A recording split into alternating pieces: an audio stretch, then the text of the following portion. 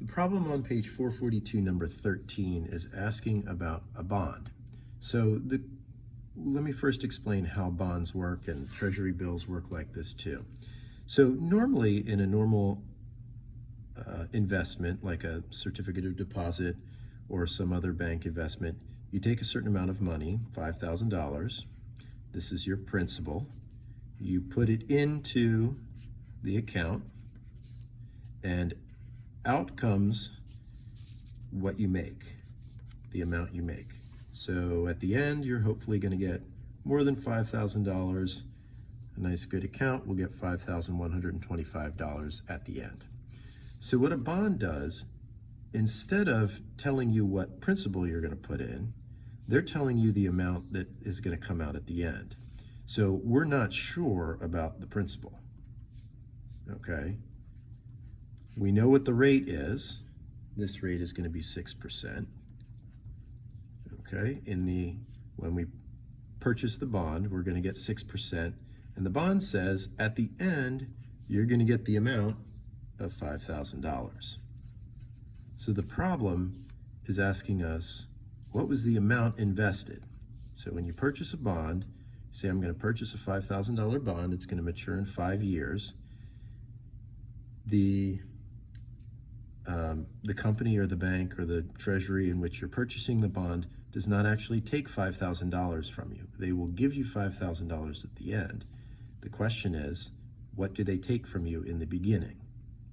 So we're going to calculate that and figure out what they'll take.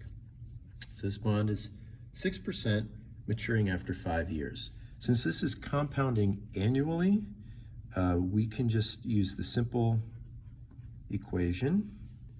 A equals principal. The amount we get at the end is equal to the principal times 1 plus the rate. We don't have to worry about n because n is 1 times the number of years, t. Once again, we don't have to worry about the n in the equation because that number is 1.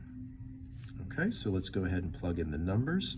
We don't know the principal. We know the amount that's coming out at the end is 5,000.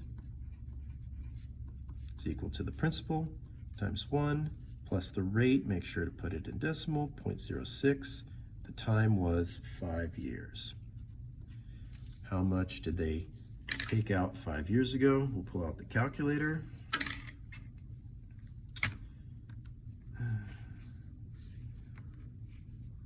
One plus, well, I don't have to do a plus. 1.06 raised to the 5th power. Okay, we'll get that amount times the principal. So the principal times that. So $5,000 equals P times 1.338, etc. Okay, equals 5,000. Becomes a division problem. We divide both sides by this amount.